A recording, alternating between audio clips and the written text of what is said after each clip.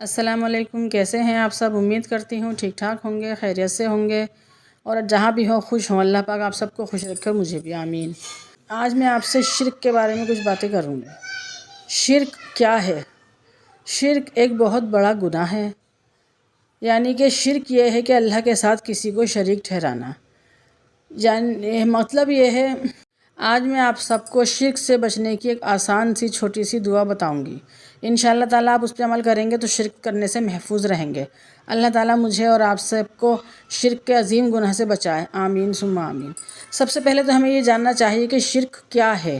شرک یہ ہے کہ جو اللہ کے ساتھ کسی کو شریک ٹھہراتا ہے، یعنی جو کام اللہ کر سکتا ہے، کیونکہ اللہ تو ہر شے پہ قادر ہے، اللہ تو سب کچھ کر سکتا ہے، وہ کام کرنے کے لیے ہم کسی اور سے مدد مانگیں، کسی اور کے اوپر بھروسہ کریں، کسی اور کو اپنی حاجتیں، ضرورتیں، فریادیں سنائیں۔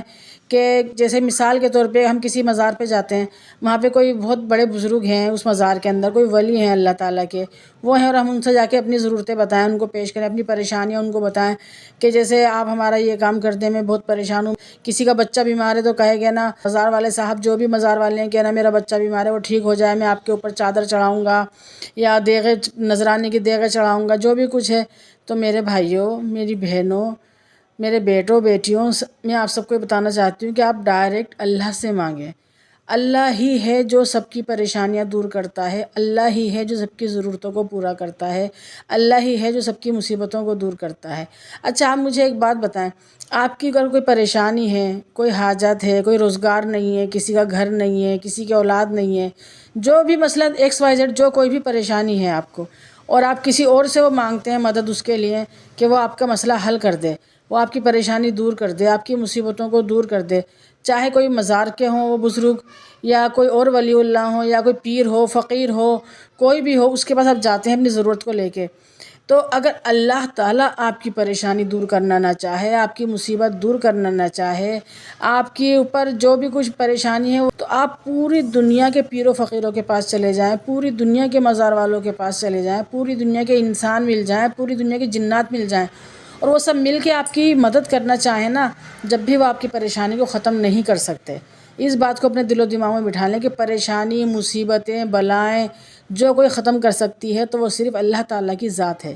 اس لیے کسی اور دوسرے کے پاس جانے سے بہتر ہے کہ ڈائریکٹ آپ اللہ سے مانگیں۔ اچھا، آپ یہ کہتے ہیں کہ ہم تو ان سے نہیں مانگتے، ہم تو یہ کہتے ہیں کہ وہ اللہ کے نیک ولی ہیں، وہ اللہ سے ہمارے لیے دعا کریں گے تو اللہ تعالیٰ ان کی دعا ضرور سنے گا۔ ارے میرے بھائیوں، میری بہنوں، اللہ تعالیٰ نیک لوگوں کا بھی ہے تو اللہ تعالیٰ گنہگاروں کا بھی تو ہے۔ اللہ تو سب کا ہے۔ اللہ نے تو اپنی محبت میں، اپنی رحمت میں، کسی چیز کی تفریق ہی نہیں رکھی کہ اللہ صرف کسی کی سنے گا، جو بہت ولی اللہ ان کی سنے گا، اللہ دوسرے کی نہیں سنے گا۔ اللہ تعالیٰ سب کی سنتا ہے، سب کی سنتا ہے، اس کو اپنے سب بندوں سے بہت محبت ہے۔ وہ اپنے ہر بندے سے 70 ماؤں سے زیادہ محبت کرتا ہے، وہ اپنے ہر بندے کی شہرک سے بھی زیادہ قریب ہے۔ بس آپ مانگ کر تو دیکھیں، اللہ کے ساتھ کسی کو شریک نہ ٹھہراؤ۔ یہ ایک بہت بڑا گناہ ہے، یہ ایک بہت بڑا گناہ ہے، یہ ایک بہت بڑا گناہ ہے۔ اس کو اپنے ذہن میں بٹھا لو کہ جو مانگو، جو مانگو، جو مانگو، صرف اللہ سے مانگو۔ اللہ ہی دینے والا ہے، اللہ کے سوا دنیا کی کوئی طاقت آپ کو کچھ بھی نہیں دے سکتی۔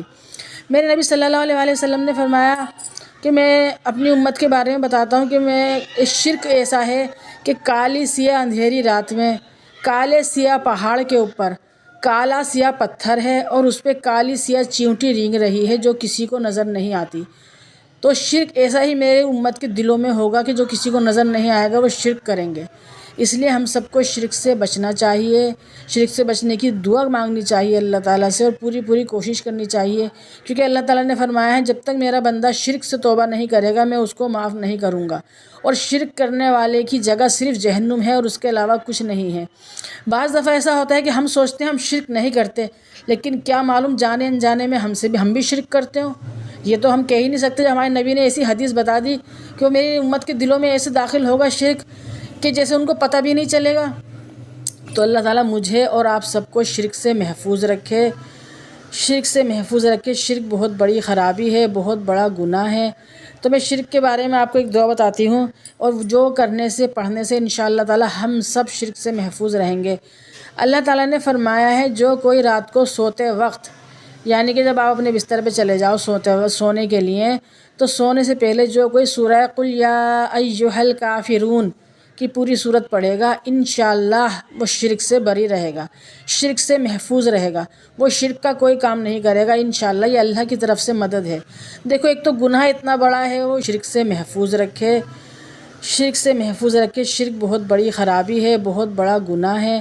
تو میں شرک کے بارے میں آپ کو ایک دعا بتاتی ہوں، اور جو کرنے سے پڑھنے سے انشاءاللہ تعالی ہم سب شرک سے محفوظ رہیں گے۔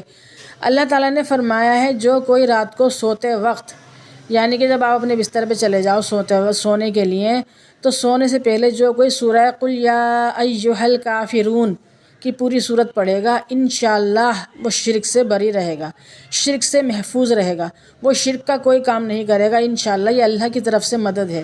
دیکھو ایک تو گناہ اتنا بڑا ہے وہ شرک، اور اوپر سے اس سے بچنے کا طریقہ کون بتا رہے ہیں؟ وہ بھی ہمارے اللہ پاک ہی بتا رہے ہیں، تو ہمیں اس پہ عمل کرنا چاہیے۔ میری بہنوں بھائیوں، بتانے کا مقصد یہ ہے کہ اللہ تعالیٰ آپ کو اور مجھے، ہم سب کو شرک سے محفوظ رکھے۔ شرک بہت بڑا گناہ ہے، ہم آج ہی سے اس پہ عمل کرنا شروع کر دیتے ہیں۔ میری ویڈیو پسند آئی ہے تو پلیز لائک، شیئر اور سبسکرائب ضرور کیجیے گا۔ اللہ حافظ۔